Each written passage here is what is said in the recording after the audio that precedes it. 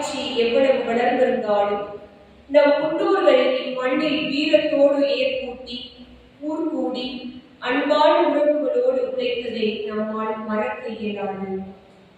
என்னதான் விஞ்ஞானம் வளர்ந்தாலும் நம் மூதாதையர்கள் நமக்கு செய்த தியாகம், வீரம், தலைமை பண்பு, நோயில்லா வாழ்க்கை, நிறைந்த செல்வம் என்று கொண்டிய அவர்களின் வாழ்க்கை இன்று அவசர வாழ்க்கை, உறவுக்கு நேரமில்லை, தொலைபேசி கையில் வந்து துடைத்துக் கொண்டிருக்கும் வாழ்க்கை.